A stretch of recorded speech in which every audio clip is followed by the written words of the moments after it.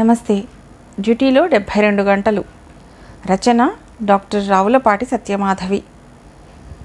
ఆ రోజు కూడా ఉదయపు సూర్యుడు కాంతివంతంగా ప్రకాశించటం మానుకోలేదు. బిందు కూడా అంతే ఉల్లాసంగా హాస్పిటల్కి వెళ్ళటానికి సిద్ధమైంది. తనకిష్టమైన ఉప్మా తనివి తీరా బ్రేక్ఫాస్ట్గా తీసుకుంది. వార్డ్రోబ్ నుండి ఉత్సాహంగా ఎప్పుడూ వెంట తీసుకుని పోయే బ్యాగ్ను సుతారంగా మెళ్ళో వేసుకుని దాంట్లోని స్టెతస్కోప్ను తృప్తిగా తడిమి చూసుకుంది. అలా చూసుకుంటున్నప్పుడు బ్యాగ్లో నుంచి ఒక కవర్ కింద పడింది. ఏమిటా అని తీసి చూస్తే అందులో బిందు విభాగపు హెడ్ రాసిన మెమో ఉంది. చదువుతున్నప్పుడు బిందు ముఖంలో అప్పటిదాకా లేని విసుగుదల, చిరాకు కనబట్టం గమనించిన బిందు తల్లి సుధా, ఏమిటి ఆ లెటర్లో ఏముంది, మ్యాటర్ సీరియస్ కాదు కదా అని కంగారుగా అడిగింది. తల్లికి ఆందోళన కలిగించడం బిందుకి మాత్రం ఇష్టం లేదు. అందుకే తేరుకున్న వదనంతో, ఏం లేదమ్మా, మా హెడ్ అమెరికా పద్ధతులను అనుసరించే ప్రయత్నంలో ఉన్నాడు. అందుకే ఈ 72 గంటల మేము అంటూ వాతావరణాన్ని తేలికపరిచే ప్రయత్నం చేసింది. అంటే హాస్పిటల్లో ఉండే మా డ్యూటీని 24 గంటల నుండి 72 గంటల వరకు పెంచాడు. ఆయనదేం పోయింది? మీ 24 గంటల డ్యూటీనే 36 గంటలు చేయించే మీ హాస్పిటల్ సంగతి నాకు తెలుసులే. తల్లి గొంతులో బిందును అనవసరంగా ఎక్కువగా పనిచేస్తున్నారనే కోపం ధ్వనించింది. అంతే మరి, ఇక నుంచి 72 గంటల డ్యూటీని పేరుకే గాని హాస్పిటల్లో 84 గంటల డ్యూటీ చేయడం అన్నమాట. బిందు నిట్టూరుస్తూ విషయాన్ని తేలికపరిచే ప్రయత్నంలో పడింది. తల్లి కూతుళ్ల సంభాషణను అప్పటిదాకా నిశ్శబ్దంగా వింటున్న బిందు తండ్రి మహేష్, బిందు మీ హెడ్తో మాట్లాడి ఇలాంటి సమస్యను పరిష్కరించుకోవచ్చు కదా. డిస్కషన్ ఇలాంటి సమస్యలకు సొల్యూషన్ చూపిస్తుంది. ఆయన ప్రభుత్వంలో పనిచేసి రిటైర్ అయిన ఉన్నతోద్యోగి. చర్చల ద్వారా ఏ సమస్యనైనా పరిష్కరించుకోవచ్చనేది ఆయన నిశ్చితాభిప్రాయం. మా హెడ్ హర్షవర్ధన్ ఎలాంటి వాడో నీకు తెలుసు కదా నాన్న. ఆయనతో ఎవరైనా పెట్టుకుంటే అంతే సంగతులు. అందులోనూ నాలాంటి పోస్ట్ గ్రాడ్యుయేట్ రెసిడెంట్ డాక్టర్కు అస్సలే కుదరదు. బిందు తేల్చి చెప్పేసింది. రెసిడెంట్ డాక్టర్స్ ఇలాంటి చిన్న విషయాలను తమ హెడ్తో మాట్లాడటానికి ఎందుకు సందేహిస్తారో మహేష్కు అస్సలు అర్థం కాలేదు. ఏమవుతుందమ్మా, మాట్లాడితే తప్పే ఉంది. హాస్పిటల్లో ఇలాంటి డ్యూటీలు ఎందుకు వేస్తారో నువ్వే చెప్పు. పేషెంట్స్ను జాగ్రత్తగా చూసుకుంటూ ట్రీట్ చేయడానికే కదా ఈ డ్యూటీస్. 24 గంటలైనా 72 గంటల డ్యూటీ అయినా అందుకే కదా. నిజం మాట్లాడితే 12 గంటల డ్యూటీ విధాయకంగా చేసిన తర్వాత పనితనం క్రమేపీ సన్నగిల్లుతుంది. నిజం నాన్న, నువ్వు డాక్టర్ కాకపోయినా ఈ విషయాన్ని అర్థం చేసుకోగలిగావు. కానీ మా డిపార్ట్మెంట్లో డ్యూటీ వేయటం అంటే హెడ్ ఆఫ్ ద డిపార్ట్మెంట్ పవర్ను చూపించుకోవటానికే. ఆ పవర్ను మేము నిర్లక్ష్యం చేస్తే మా హెడ్ హిరణ్యకశిపుడు అయిపోవటం ఖాయం. ఆయన గుడ్ లుక్స్లో లేకపోతే మా పని అయిపోయినట్లే. బిందు అసలు సంగతి చెప్పింది. అంటే ఆయన ఏం చేయగలడు? ఏం చేయగలడా? బిందు దీర్ఘంగా నిట్టూరుస్తూ, థీసిస్ వర్క్ కోసం చుట్టూ తిరిగేలా చేయగలడు. ఏదో సాకుతో ఇంకో నెల ఎక్కువగా పని చేయించగలడు. గుడ్ ప్రొసీజర్స్, డాక్టర్గా నిజంగా చేయవలసిన పనిని నాకు ఇవ్వకుండా ఏడిపించగలడు. సెలవులు ఇవ్వకుండా సతాయించగలడు. అంతెందుకు, తన మాట వినకపోతే రెసిడెంట్ డాక్టర్ జీవితాన్ని దుర్భరం చేయగలడు అని తేల్చి చెప్పింది. ఇదంతా నిజమా? నీ కొలీగ్స్కు ఇలా జరిగిందా? అసలు నీకు ఇలాంటి పరిస్థితి ఎప్పుడైనా ఏర్పడిందా? చెప్పమ్మా, ఆశ్చర్యపోతూ అడిగాడు తండ్రి. ఇలా మాకు జరిగిందని కాదు, ఆయన గురించి ఉన్న కథలు మా సీనియర్స్ మేము చేరగానే చెప్పారు. అందుకే ప్రస్తుతం మాలో ఎవ్వరూ ఆయన దగ్గర లిమిట్స్ క్రాస్ చేయరు. ఆయన గుడ్ లుక్స్లో ఉండాలంటే ఏం చేయాలి? బిందు ఆలోచిస్తూ చెప్పసాగింది. సమయానికి వెళ్ళాలి, నా డ్యూటీ గంటలు మించి పనిచేయాలి, నైట్ డ్యూటీ అయిన తర్వాత కూడా మంచి డ్రెస్లో ఉండాలి, మగ డాక్టర్లు ఓపీ టైంలో కూడా ఫార్మల్స్లో ఉండాలి, కానీ ఆడవాళ్ళు జీన్స్లో ఉన్నా పర్వాలేదు. రాత్రిళ్ళు డ్యూటీలు నిర్విరామంగా ఉన్నా సరే. ఉదయం ఆయన రౌండ్స్కు వచ్చే సమయానికి రెసిడెంట్ డాక్టర్స్ ఫ్రెష్గా తయారై సువాసనలు వెదజల్లుతూ ఉండక తప్పదు. ఆయనకు బ్రాండెడ్ వస్తువులంటే మహా ఇష్టం. ఒకసారి నీవు పెట్టుకున్న వాచ్ చూశాడంటే చాలు, అది ఏ బ్రాండ్తో చెప్పగలిగే మేధావి. లోకల్ బ్రాండ్ ఏదైనా సరే నువ్వు వేసుకుంటే ఆయన కామెంట్ చేయకుండా ఉండలేడు. నువ్వు ఆ వాచ్తో బ్యాంక్ క్లర్క్గా ఉండవలసిన వాడివి, మా కర్మ ఇక్కడున్నావు అంటాడు. ఆ కామెంట్కు మనం రియాక్ట్ కాకూడదు, ఎదిరించి మాట్లాడను కూడదు, సెలవులు అస్సలు అడగకూడదు. నీ ఆరోగ్యం బాగోలేకపోయినా లెక్క చేయకుండా డ్యూటీకి వస్తే ఆయన మహదానందపడిపోతాడు. ఇది నేను అనుభవించాను. మన అనారోగ్యం హాస్పిటల్లోని పేషెంట్స్కు పిల్లలకు సోకుతుందని కూడా ఆయన ఆలోచించాడు. బిందు మాటలు తండ్రి మహేష్ను నవ్వు తెప్పించాయి. తల్లి కూడా నవ్వు ఆపుకోలేకపోయింది. వాళ్ళిద్దరి నవ్వుతో బిందు మరింత ఉత్సాహంగా చెప్పసాగింది. నాన్న, ఒక రూమర్ ఏమిటంటే మా హర్ష సార్ పెళ్ళికి ముందు రోజు, పెళ్ళి తర్వాత రోజు రెసిడెంట్ డాక్టర్స్ డ్యూటీ చేస్తే ఎంతో తృప్తిగా ఇష్టంగా ఉంటాడని. అందుకే అటెండర్ కానీ మరెవరైనా కానీ మా రెసిడెంట్స్ కంటే అదృష్టవంతులని అనుకుంటాం. వాళ్ళ పెళ్ళిళ్లకు పెయిడ్ లీవ్స్ దొరుకుతాయి. మాకు ఆ భాగ్యం లేదు. మహేష్కు తన కూతురు పనిచేసే హాస్పిటల్ పనితీరు వింతగా తోచింది. బిందు తన బాధంతా తల్లిదండ్రులకు చెప్పుకున్న తర్వాత మనస్సు తేలికపడింది. హెల్మెట్ పెట్టుకుని కైనెటిక్ హోండా స్టార్ట్ చేస్తూ ఇవాళ బక్రా ఎవరో అంటూ చిన్నగా గొణుక్కుంది. బయటికి మాత్రం వాళ్ళ వైపు చిరునవ్వు చిందిస్తూ స్పీడ్ అందుకుంది. అలాంటి డ్యూటీ ఇవాళ ఉంటే నువ్వు ఒప్పుకోవద్దు. తల్లి వెనక నుంచి అన్న మాటలు ఆమెకి వినబడలేదు. అమ్మాయి డ్యూటీ విషయంలో నువ్వు కలుగ చేసుకోకూడదు, మహేష్ భార్యతో నవ్వుతూ చెప్పాడు.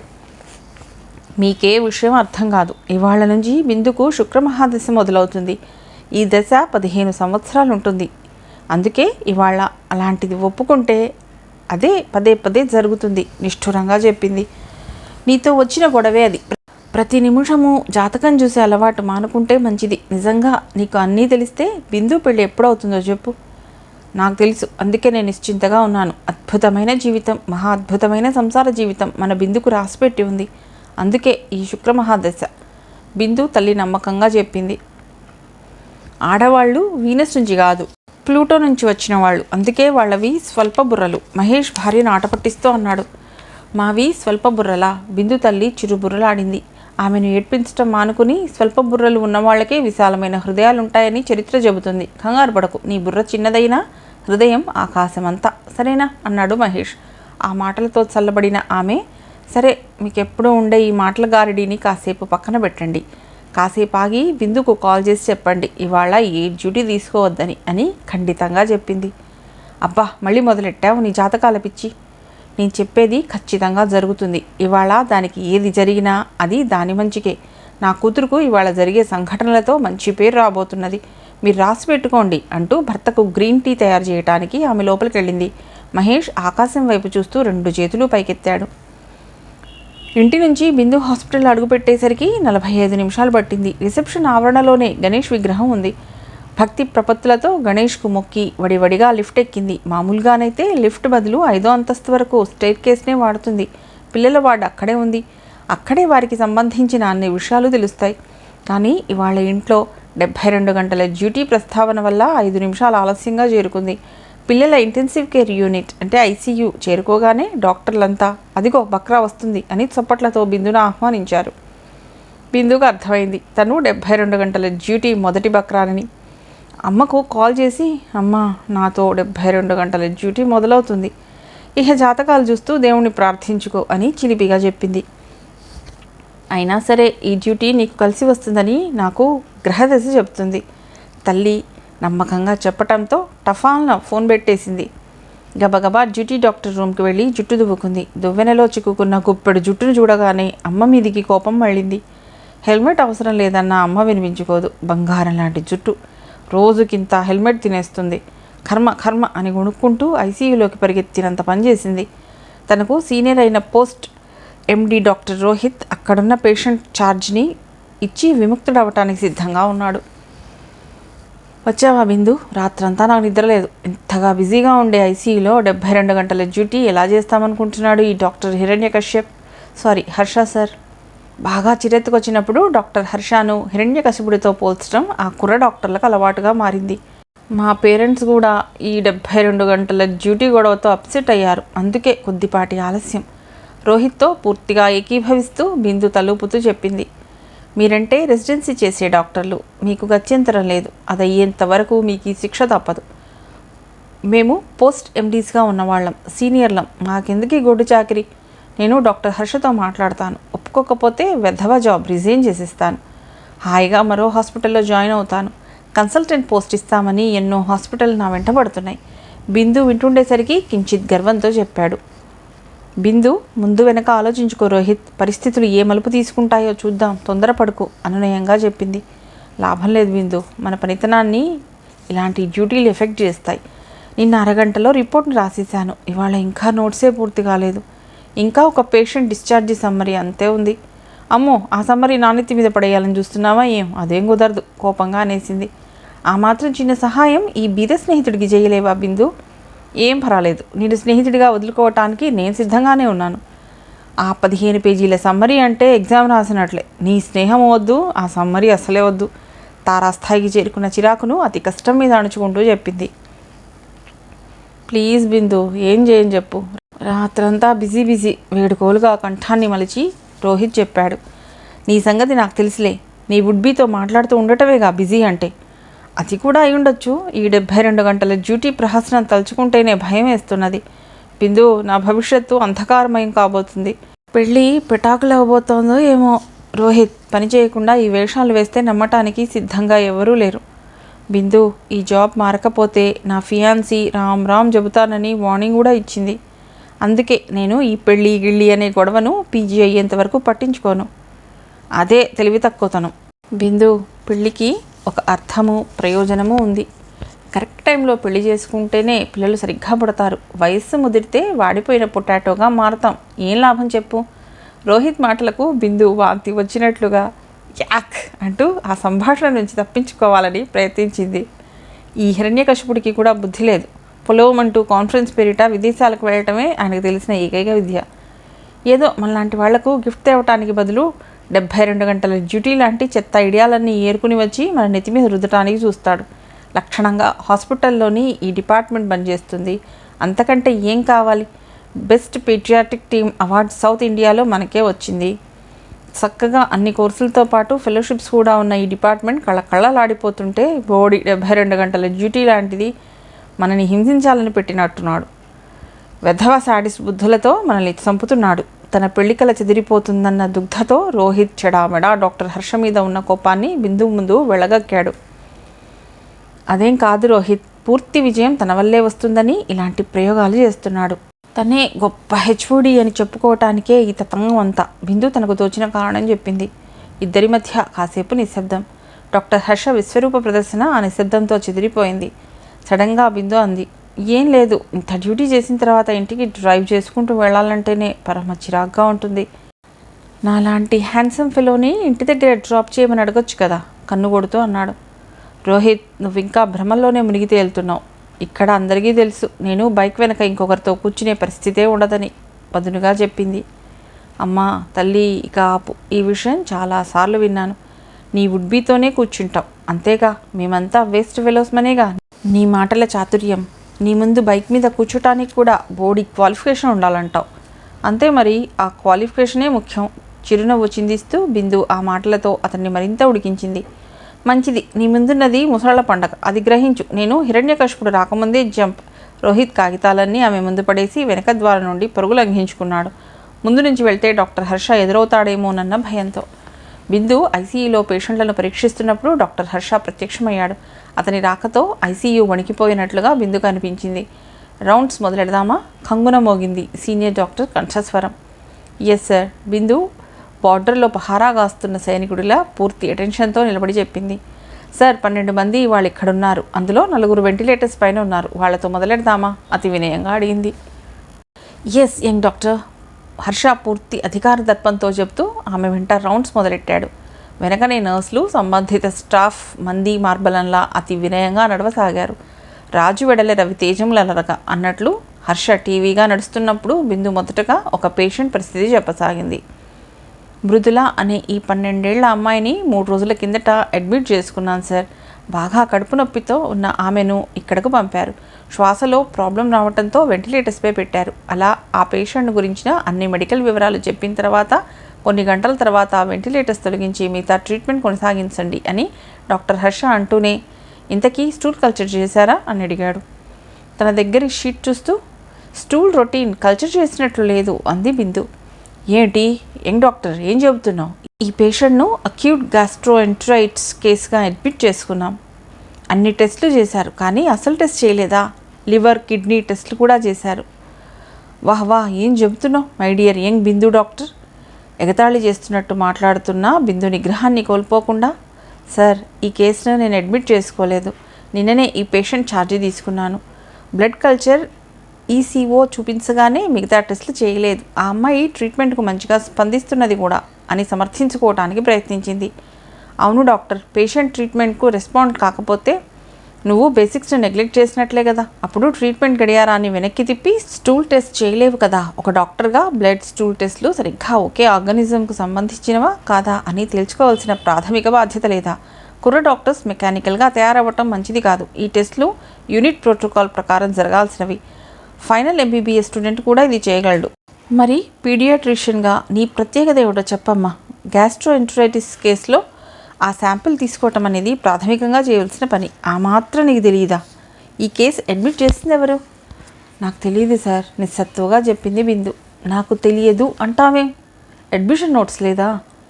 Yes sir. గబగబా నోట్స్ చూస్తూ రోహిత్ సార్ అంది నెమ్మదిగా. ఆ టెస్టులు చేయాల్సిందిగా అతడు అడగలేదా? కోచ్ బోన్లో ముద్దాయిని ప్రశ్నిస్తున్నట్లుగా డాక్టర్ హర్ష అడిగాడు సార్. నోట్స్ చూస్తూ చెప్పింది. అంటే నువ్వు చేయవలసిన పని చేయనట్లే కదా, రిపోర్ట్స్ పట్టించుకోనట్లేగా. 4 గంటలకు ఒక టెస్ట్ రిపోర్ట్, కల్చర్ రిపోర్ట్ 24 గంటల్లో ఫాలో కావాలని ప్రొసీజర్స్ చెబుతున్నది కదా. ఇప్పటికీ 72 గంటలు అయింది. పేషెంట్స్ కోలుకోవటానికి ట్రీట్ చేసే విధానంపై నీ శ్రద్ధ ఏమిటో నాకు ఇప్పుడు బాగా అర్థం అవుతున్నది. ఏడుపు బిగబట్టుకుని బిందు గద్గద స్వరంతో చెప్పింది. సార్, కొన్ని రోజుల నుండి ఎంత బిజీగా ఈ యూనిట్ ఉందో మీకు తెలుసు. మరో 2 పిల్లలు 2 రోజుల నుండి వెంటిలేటర్స్ మీద ఉన్నారు. వాళ్ళ పరిస్థితి కష్టతరంగా ఉండటంతో వాళ్ళ మీదనే శ్రద్ధ పెట్టాల్సి వచ్చింది. ఈ పేషెంట్ పరిస్థితి కుదుటపడటమే కాకుండా మెరుగై డేంజర్ నుంచి బయటపడింది. అందుకని ఒకవేళ నేనన్న రిపోర్ట్ ఈ పేషెంట్ కేసులో మరో విధంగా ఉన్నట్లయితే డాక్టర్ గొంతు కట్టువగా మారింది. కింద ల్యాబ్కు వెళ్ళి పర్సనల్గా ఆ రిపోర్ట్ కలెక్ట్ చేసుకుని వేగిరంగా తీసుకునిరా. సార్, నేను ల్యాబ్ నుంచి తెప్పిస్తాను. కిందికి వెళ్ళు, డాక్టర్ కేకేసినట్లుగా మాట్లాడాడు. సార్, ఇప్పుడు బాగా బిజీగా ఉండే పీక్ అవర్, రౌండ్స్ ఇంకా పూర్తి కాలేదు, అయిన తర్వాత వెళ్తాను. పొమ్మని అంటున్నాను, చెప్పేది నీకే, గో ఫాస్ట్, డాక్టర్ గట్టిగా అరిచాడు. బిందు ఇంటెన్సివ్ కేర్ యూనిట్ నుంచి ఏమనకుండా నిశ్శబ్దంగా వడివడిగా అడుగులు వేస్తూ బయటకు వచ్చింది. ఆ తర్వాత రెస్ట్ రూమ్లోకి పరిగెత్తినంత పని చేసింది. నిండుతున్న కళ్ళను చల్లటి నీటితో పదే పదే కడుక్కుంది. ప్రశాంతతను ఏదో విధంగా చిక్కించుకుని ల్యాబొరేటరీకి వెళ్ళింది. టెక్నీషియన్స్ రిపోర్ట్ను కాసేపట్లో ఇస్తామని చెప్పారు. ల్యాబ్ పీక్ కవర్ అవ్వటం వల్ల హడావుడిగా ఉంది. దగ్గరలోనే క్యాంటీన్ ఉండటం వల్ల తినుబండారాల వాసన రావటంతో ఆకలి కడుపులోంచి తన్నుకుని వచ్చినట్లు అయింది. ఉదయం ఎప్పుడో తిన్న ఉప్మా ఉఫ్ఫున ఎగిరిపోయినట్లుంది. రిపోర్ట్స్ రావటానికి సమయం ఎలాగో పడుతుంది కాబట్టి క్యాంటీన్ వైపు కాళ్ళు వాటంతటవే దారితీశాయి. పాషా వెయిటర్ని పిలిచి నాకు ప్లేట్ వడ అత్యంత అర్జెంటుగా పట్రా అంటూ పురమాయించింది. ఇదిగో మేడం, క్షణంలో తెస్తాను అంటూ పాషా మాయమయ్యాడు. బిందు అటూ ఇటూ చూసింది. క్యాంటీన్లో కొలీగ్స్ ఎవరైనా కనబడతారేమోనని. ఎవ్వరూ లేరు, అందరూ రౌండ్స్లో ఉన్నట్లుంది. తనొక్కతే క్యాంటీన్లో. ఆ ఆలోచనతో అక్కడ కూర్చోలేక గిల్టీగా ఫీల్ అయింది. అంతే, గబాలన లేచి ల్యాబ్ వైపు మళ్ళింది. మేడం, ఎమర్జెన్సీ కేసు వచ్చిందా? హాట్ వడాని మీకోసం తెచ్చాను, వెనక నుంచి పాషా అరుస్తున్నాడు. నేను వెళ్ళాలి పాషా, తర్వాత ఫోన్ చేస్తా. వెళ్తున్నప్పుడు మనసులో తర్కం మొదలైంది. అందరూ రౌండ్స్లో ఉన్నప్పుడు తన తిండి కోసం మొహం వాచినట్లుగా క్యాంటీన్లో చిచి ఎంత తప్పు చేశాను అనుకుంది. రిపోర్ట్స్ తీసుకుంటూనే రిజల్ట్స్ చూసుకుని గాఢంగా తేలికైన హృదయంతో ఒక నిట్టూర్పు విడిచింది. తను అనుకున్నదే ఆ రిపోర్ట్లో ఉంది. ఎందుకింత ఆలస్యమైంది? ల్యాబ్కు వెళ్ళావా, క్యాంటీన్కు వెళ్ళావా? ఎగతాళి చేస్తూ అన్నాడు డాక్టర్ హర్ష. పక్కనున్న వాళ్ళు నవ్వారు. బిందుకు నవ్వు రాలేదు, ఒళ్ళు మండిపోయింది. అయినా ఈ డాక్టర్కు ఒంటి నిండా కళ్ళే. సన్నపాటి వణుకుతో మనసులో అనుకుంది కూడా. Sir, report. బిందు చెప్తున్న మాటను వినకుండా ఆ విషయం వదిలే. ఈ పేషెంట్ సోహాన్కు బ్లడ్ 1 యూనిట్ అవసరం. ఆ పని చూసుకో. నిఖిల్ను వార్డుకు మార్చవచ్చు. అయితే వాళ్ళ ఫాదర్ నన్ను చూసిన తర్వాతనే మార్చే కార్యక్రమం చేయాలి. కొడుకును ఇంతగా నెగ్లెక్ట్ చేసినందుకు తండ్రికి బుద్ధి చెప్పాలి అంటూ ఆదేశాలు ఇచ్చాడు. నిన్ననే మిమ్మల్ని ఇవాళ మధ్యాహ్నం 12 గంటలకు కలవమని ఆ అబ్బాయి తండ్రికి చెప్పారు సార్. సరే, మిగిలిన వెంటిలేటర్ పేషెంట్స్ చూద్దాం పదా. బిందు టైం చూసుకుంది. 11 అయింది. ఆ సమయానికి రౌండ్స్ అయిపోవాలి. ట్రీట్మెంట్ యథావిధిగా అనుకున్న ప్రకారం పేషెంట్స్కు మొదలవ్వాలి. యంగ్ డాక్టర్, వాట్, ఆగిపోయామే? హర్ష హడావుడిగా అడిగాడు. అప్పటికే అతడికి OPD నుంచి 4 కాల్స్ వచ్చాయి. సార్, ఈ 2 ఏళ్ల పిల్లవాడు 2 రోజుల క్రితం హై ఫీవర్, వాంతులతో అడ్మిట్ అయ్యాడు. ఎన్సీ ఫాలిటీస్గా డయాగ్నోస్ చేసి వెంటిలేటర్లో ఉంచాం. షుగర్, ప్రోటీన్ నార్మల్ అని CSF ఎనాలిసిస్లో తేలింది. కల్చర్ రిపోర్ట్ రావాలి. ఫింటాయిన్ అగ్మెంటీస్తో ట్రీట్మెంట్ మొదలెట్టాను. ఇవాళ వెంటిలేషన్ తీసేయొచ్చేమో. గుడ్, అలాగే కానివ్వు. డాక్టర్ హర్షాటి మరో పేషెంట్ దగ్గర కదిలింది. ఇంతలో క్యాజువాలిటీ నుండి ICUకు చాలా సీరియస్ అయిన చైల్డ్ను ట్రాలీలో పంపుతున్నట్లు నర్స్ సవానీకి ఫోన్ ద్వారా సమాచారాన్ని అందించారు. ఏమిటి ఆ చైల్డ్ ప్రాబ్లం? బిందు అడిగింది నర్స్ సవానీని. Severe dehydration. బెడ్లోకి ట్రాలీలోంచి మారుస్తూ నర్స్ అవానీ చెప్పింది. బిందు నర్సులు ఆ పిల్లవాడిని పరీక్షిస్తున్నప్పుడు ఆ పిల్లవాడి తల్లిదండ్రులతో డాక్టర్ హర్ష మాట్లాడాడు. తల్లి గుండె చెరువయ్యేలా ఏడుస్తుంది. మాట్లాడిన తర్వాత డాక్టర్ని బిందు అడిగింది. ఏమని చెప్పింది సార్? 2 ఏళ్ళు ఉంటాయి పిల్లవాడికి. మొన్న సమోసా తిన్నాట. రాత్రి నుంచి వాంతులు విరేచనాలు. లోకల్ డాక్టర్ ఎలక్ట్రాల్ స్పోరలాక్ ఇచ్చాడు. పిల్లాడు విరేచనాలతో సతమతమయ్యాడు. కానీ యూరిన్ అవుట్పుట్ మాత్రం 0. అప్పటి నుండి పిల్లవాడు మత్తుగా ఉంటున్నాడు. జ్వరం మూర్ఛ లాంటివి లేవు సార్. ఇందాకటి నుండి ప్రయత్నిస్తున్నాం. ఐవీలేం దొరకటం లేదు. ఈలోపు ఎందుకైనా మంచిదని నేను ముక్కు ద్వారా ఎన్జీ ట్యూబ్ తీసి మొదలెట్టాను. బిందు చేస్తున్న చికిత్స గురించి చెప్పింది. ట్రై చేస్తూ ఉండు. మిగతా వారితో నేను రౌండ్స్ పూర్తి చేస్తాను. ఇంతకీ రోహిత్ ఎక్కడ? అడిగాడు హర్ష. డ్యూటీ అయిపోయిందని వెళ్ళిపోయాడు. ఇక్కడ ఇంత బిజీగా ఉంటే వదిలేసి వెళ్ళిపోయాడా? డాక్టర్గా నైతిక బాధ్యత లేదా? చిరుబురులాడుతూ హిరణ్యకశిపుడు వెళ్ళిపోవటంతో బిందు ఊపిరి పీల్చుకుంది. ఎంత ప్రయత్నించినా ఆ పిల్లవాడికి ఇంట్రావీనస్ దొరకలేదు. ముక్కులోంచి పంపుతున్న లిక్విడ్ అంతా బయటకు వచ్చేస్తోంది. సీనియర్ నర్స్ కూడా ప్రయత్నించింది. హర్షను పిలవటంతో ఆయన కూడా వచ్చి ప్రయత్నించినా లాభం లేకపోయింది. సివియర్ హైడ్రేషన్ వల్ల పరిస్థితి అలా ఏర్పడింది. బిందు, మనం చేయాల్సిందంతా త్వరగా చేయాలి. సరైన సమయంలో ఈ పేషెంట్ వచ్చాడు. పీడియాట్రిక్ సర్జన్ పిలవండి. బహుశా ఫెర్నాండెస్ వాళ్ళ డ్యూటీలో ఉండి ఉండొచ్చు. అక్కర్లేదు, నేను పిలుస్తాను. అప్పటిదాకా ఆయన వేసుకున్న వెటకారపు ముసుగు తొలగిపోయింది. Fernandes, Harsha here. ఎక్కడున్నావు? చాలా సీరియస్గా ఒక సిక్ చైల్డ్ని ఐసీయూలో ప్రస్తుతం ఉంచాం. ఆ పిల్లవాడికి ఎంత ప్రయత్నించినా ఐవీ లైన్ దొరకటం లేదు. అన్ని ప్రయత్నాలు చేశాం. మీరు అర్జెంటుగా రావాలి. మాట్లాడిన 5 నిమిషాల్లోనే ఫెర్నాండెస్ వచ్చాడు. నర్సులు అందరూ వీనస్ కట్ డౌన్కు సిద్ధంగా ఉన్నారు. పిల్లవాడిని చూస్తూనే గ్లౌజ్ వేసుకున్నాడు. మై గాడ్, పిల్లవాడి శరీరం అంతా గుచ్చి గుచ్చి పిన్ కుషన్ చేసేసారే అంటూ ఆశ్చర్యపోయాడు. హర్ష కొంచెం గిల్టీగా ఫీల్ అవుతూ అలా చేసినా సాధ్యం కాలేదు అన్నాడు. ఫెర్నాండెస్ ప్రయత్నాలు కూడా ఫలించలేదు. సారీ, మనం ఎనస్థెటిస్ట్ను పిలవక తప్పదు అన్నాడు విఫల ధోరణిలో. క్షణాల్లో ఎనస్థెటిస్ట్ ప్రత్యక్షమయ్యాడు. ఎనస్థెటిస్ట్ కూడా వీనస్ ఎక్సెస్ను దొరికించుకోలేకపోయాడు. క్షణాల్లో పిల్లవాడి పరిస్థితి విషమించసాగింది. శ్వాసలో విపరీతంగా మార్పు రావడంతో రెస్పిరేటరీ ఫెయిల్యూర్ అవుతుందేమోనని భయపడ్డారు. మనం పిల్లవాడికి ట్యూబ్ వేయాలి. శ్వాస పరిస్థితి మెరుగవుతుంది, బిందు ధైర్యంగా చెప్పింది. అతి జాగ్రత్తగా చేయకపోతే పిల్లవాడి పని అయిపోతుంది, హర్ష తలుపుతూ అన్నాడు. ఆ పనికి సిద్ధమవుతున్నప్పుడే బిందుకు మరో ఆలోచన మెరుపులా వచ్చింది. సార్, కార్డియాక్ వాళ్ళని పిలుద్దాం. కార్డియాక్ పేషెంట్ను డీల్ చేసిన విధంగానే వాళ్ళు ఈ చైల్డ్ను డీల్ చేస్తే బాగుంటుందేమో ఆలోచనను బయటకు చెప్పేసింది. గ్రేట్, హర్ష బిందు చేతులు నొక్కుతూ అన్నాడు. నేనే ఆ యూనిట్ వాళ్ళని పిలుస్తాను. అదృష్టవశాత్తు హర్షకు ఆ యూనిట్ డాక్టర్ అమిత్ దొరికాడు. క్షణాల్లో పీడియాట్రిక్ కార్డియాక్ టీం ఐసీయూలోకి వచ్చింది. కార్డియాక్ డాక్టర్స్ మానిటర్ సహాయంతో వెయిన్ను లొకేట్ చేసి డ్రిప్కు కనెక్ట్ చేయగలిగారు. సెలైన్ ఎక్కించడంతో డాక్టర్లు శ్వాస పీల్చుకుని మెకానికల్ వెంటిలేటర్ను అమర్చారు. ఈ తతంగం అంతా 2020 క్రికెట్ మ్యాచ్ కంటే మరింత ఉత్కంఠభరితంగా సాగింది. వెనువెంటనే హర్ష, పదబిందు, మనం ఓపీలో మిగతా పేషెంట్లను చూద్దాం. ఇక్కడ డాక్టర్ తివారీ చూసుకుంటాడు అంటూ బయటకు నడవసాగాడు. సార్, తివారీకి ఐసీయూ కేసుల వ్యవహారం తెలియదు. ఇంకా హ్యాండ్ ఓవర్ కూడా కాలేదు. బిందు హర్ష వెంబడిపోవటం తప్పించుకునే ప్రయత్నంలో అంది. హర్ష కోపం కట్టలు తెంచుకుంది. లిటిల్ డాక్టర్, ఇక నీ సలహాలు నాకు చాలు. ఏది చేయాలో ఏది చేయకూడదో నాకు తెలియదా? ఇది నా డిపార్ట్మెంట్. వీళ్ళంతా నా పేషెంట్స్.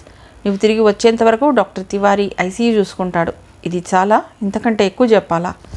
మంచిది సార్, అంది బిందు హర్ష ఆగ్రహజ్వాలకు అడ్డుకట్ట వేస్తూ. నా రెసిడెన్సీ పూర్తయిన తర్వాత ఈ డాక్టర్ మొహం కూడా చూడను అని మనసులో అనుకోకుండా ఉండలేకపోయింది. బయలుదేరు. నీ రెసిడెన్సీ ఎప్పుడు పూర్తవుతుందో తర్వాత ఆలోచించుకుందువు గాని. తన మనసులోని ఆలోచనను పసిగట్టినట్లు హర్ష బిందును కోపంగా చూస్తూ హెచ్చరించాడు. ప్రొఫెసర్ మూడ్స్ ఎగుడుదిగుళ్లకు అలవాటు పడ్డ బిందు, నా ఈ ఆలోచనను కూడా హిరణ్యకశిపుడు ఎలా పసిగట్టాడబ్బా అన్నట్లు తివారీని చూస్తూ డాక్టర్ హర్ష వెంట పరిగెత్తినంత పనిచేసింది. ఓపీ పని అయ్యేసరికి మధ్యాహ్నం 3 అయింది. ఆ పిల్లవాడి తల్లిదండ్రులకు డాక్టర్ హర్ష ప్రోగ్రెస్ చెప్పి వెళ్ళిపోయాడు.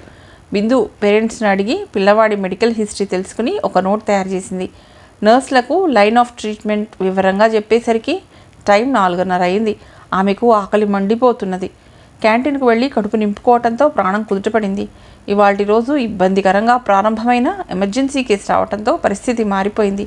అంతా ఉరుకులు పరుగులైనా అదో రకమైన సంతృప్తి. ఆ పిల్లవాడి పరిస్థితి గురించి ఆలోచించసాగింది బిందు. ఆ పిల్లవాడు వెంటిలేటర్ మీద ఉన్నాడు. ముందు ముందు ఏ విధంగా ఉంటుందో, ఎంత విచారకరం. రిపోర్ట్స్ చూసిన తర్వాత కొంచెం రెస్ట్ తీసుకోవాలి అనుకుంది. ఐసీయూ అంతా ప్రశాంతంగా ఉన్నట్లు అనిపించింది. తల్లికి అప్పుడు ఫోన్ చేసింది. అమ్మ, ఏం చేస్తున్నావు? నాన్న వాక్కు వెళ్ళాడా? నేను కూరగాయలు తరుక్కుంటూ సీరియల్ చూస్తున్నాను. ఆ సీరియల్లో ఇంకా అత్తగారు కోడలు కొట్టుకుంటూనే ఉన్నారా? సీరియల్ సంగతి వదిలే బిందు, బెంగళూరు సంబంధం జ్ఞాపకం ఉందిగా. హైదరాబాద్ రాలేమని చెప్పిన వాళ్ళ సంబంధమేగా. నువ్వు బెంగళూరు పోనని మొరాయించి వాళ్ళను బ్లేమ్ చేస్తున్నావా? అమ్మా, నన్ను చూడటానికి వాళ్ళు రావాలి కానీ నేను పోవటం ఏమిటి? అయినా ఈ హాస్పిటల్ డ్యూటీతో ఒక్క క్షణమైనా తీరిక దొరుకుతుందా? నువ్వే చెప్పు. నాన్న కూడా నీ మాటలు వింటున్నారు, జాగ్రత్తగా మాట్లాడు. ఓహో, నాన్న వాక్ నుండి తిరిగి వచ్చేసాడన్నమాట. బిందు, అవినాష్ ఏదో పని మీద హైదరాబాద్లోనే ఉన్నట్ట. వాళ్ళ నాన్న ఫోన్ చేశాడు. మీరిద్దరూ ఒకసారి కలుసుకుని ఒకరినొకరు చూసుకుంటే ఒక పని అవుతుంది. ఇష్టమైతే మాట్లాడుకోవచ్చు. ఆ తర్వాత పెద్దవాళ్ళం మేము రంగంలోకి దిగి మాట్లాడుకుంటాం. బిందు తండ్రి మహేష్ చెప్పాడు ఫోన్లో. అయినా ఎక్కడ కలుసుకుంటే ఏముంది, బెంగళూరు అయినా హైదరాబాద్ అయినా కలుసుకోవడం ముఖ్యంగాని. తల్లి స్పీకర్ ఆన్ చేసి వంతపాడింది. నాన్న, నేను చాలా బిజీగా ఉన్నాను. అమ్మకు పని లేదు, ఏదో ఒకటి చెబుతూనే ఉంటుంది. మా హెడ్ లీవ్ అడిగితే ఒంటి కాలు మీద లేస్తాడు, నీకు తెలుసుగా, విసుగ్గా చెప్పింది బిందు. ఆ పిల్లవాడు కూడా నీలాగే అనొచ్చు. ఎక్కడో ఒక చోట రాజీ పడాలి. మొదట అవినాష్ను కలుసుకో, తర్వాత సంగతి తర్వాత. నువ్వు ఇంటికి ఎప్పుడు వస్తావు? 72 గంటల తర్వాత. ఆ తర్వాత రమ్మని చెప్పండి. అమ్మా, నీకు అమ్మ సంగతి తెలుసుగా. చవితి, మంగళవారం, అమావాస్య అని ఏ రోజు పడనివ్వదు. నువ్వు త్వరగా వచ్చే ప్రయత్నం చేయి, తండ్రి అనునయంగా చెప్పాడు. కుదరదు నాన్న, ఈ 72 గంటల డ్యూటీలో అవకాశమే లేదు.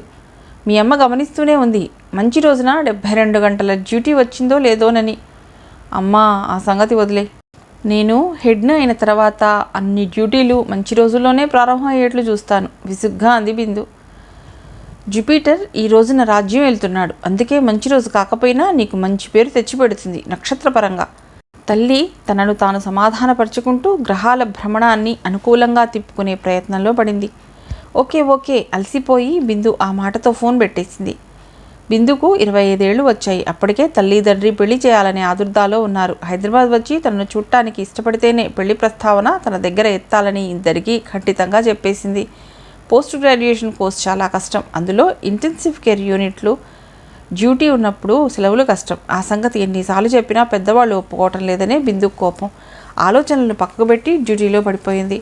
ఇంటెన్సివ్ యూనిట్లోని నర్సులు, కుర్ర డాక్టర్లు ఏదో విషయం మీద తర్జన భర్జన పడుతున్నారు. ఒక నర్సు చెబుతుంది, ఆ పేషెంట్కు మైల్డ్ డయాబెటీస్ ఇట. మైల్డ్ డయాబెటీస్ అంటూ ఉండదు, ఉంటే డయాబెటీస్, లేకపోతే లేదు. ప్రెగ్నెంట్ను ప్రెగ్నెంట్ అనే అంటారు, మైల్డ్ ప్రెగ్నెంట్ అనరు కదా. కుర్ర డాక్టర్ చమత్కారంగా నర్సుతో అంటున్నాడు. ఆ సంభాషణ వినగానే బిందుకు నవ్వొచ్చింది. అంతలోనే కేర్ యూనిట్ బయట కలకలం మొదలైంది. అంతేకాదు, బిందు బయటకు రాగానే పెద్ద గుంపు పోలీసులతో సహా కనబడింది. హాస్పిటల్ అడ్మినిస్ట్రేటర్ కూడా వాళ్లతో కలవరపాటుతో కనబడ్డాడు. యూనిట్ వరండాకు ఉన్న స్తంభానికి చేరగిలబడి ఒక ఆయన నానా హంగామా చేస్తున్నాడు. హాస్పిటల్ అటెండర్ ఒక కుర్చీ అర్జెంటుగా తెచ్చి అక్కడ వేసి ఆయన కూర్చోవలసిందిగా బతిమలాడుతున్నాడు. ఆయన ఎవరి మాట వినటం లేదు. పక్కనే ఒక ఆమె ఏడుస్తూ బిందుకు కనబడింది. ఇంకొక స్త్రీ కూడా ఆమె పక్కనే ఉంది. ఆ ముగ్గురు బిందును చూడగానే గబ్బగబ్బా దగ్గరకు వచ్చారు. మాకు సహాయం చేయండి, మా అమ్మాయిని బతికించండి అంటూ ఆ పెద్ద ఆయన బిగ్గరగా ఏడవసాగాడు. నేను తప్పకుండా చూస్తాను, చూడగానే మీకు సంగతి ఏంటో చెప్తాను అంటూ బిందు వడివడిగా వాళ్ళు తీసుకొచ్చిన పేషెంట్ దగ్గరికి వెళ్ళింది. ఆ పేషెంట్తో పాటు ఒక నర్స్ కూడా ఉంది. మరో హాస్పిటల్ నుంచి పేషెంట్ని తీసుకుని రావటం వల్ల వచ్చిన నర్స్ ట్రీట్మెంట్ నోట్స్ను బిందుకు అందించింది. ఆ పేషెంట్కు 14 ఏళ్ళు ఉంటాయి. పేరు హర్షిణి. 2-3 హాస్పిటల్లో అప్పటికే చికిత్స చేసుకున్నట్లుంది. హర్షిణి జబ్బుతో చాలా బలహీనంగా ఉంది. ఆ అమ్మాయికి మొదట కడుపులో నొప్పి, ర్యాష్, జ్వరం లాంటివి రావటంతో రకరకాల మందులు వాడటం వల్ల బాగా బలహీనపడి సూచనలు బిందుకు కనిపించాయి. గంటసేపు మిగతా డాక్టర్లతో పరీక్షలు జరిపిన తర్వాత కేసు ఎంత సీరియస్గా ఉందో యూనిట్కి అర్థమైంది. అప్పటికే డాక్టర్ హర్ష కూడా వచ్చాడు. ఇంటెన్సివ్ యూనిట్ బంధువులను బయటకు పంపేసరికి నర్సులకు తల ప్రాణం తొక్కొచ్చింది. హర్షిణి తండ్రి పెద్ద పోలీస్ ఆఫీసర్, అందుకే విషాద సమయంలో కూడా అంత హంగామా ప్రదర్శితమవుతోంది.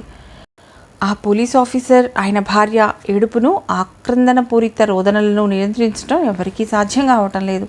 వాళ్ళ ఏడుపును గమనించిన ఎవరికైనా వాళ్ళ కూతురు అప్పటికే ప్రాణాలు విడిచిందేమో అన్న అనుమానం కూడా కలక్కమానదు.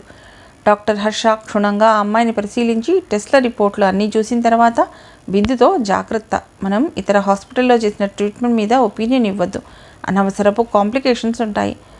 నేను ఏ మందులు వాడాలో, ఏ జాగ్రత్తలు తీసుకోవాలో షీట్లో రాస్తాను, దాని ప్రకారం ట్రీట్మెంట్ కంటిన్యూ చేయండి.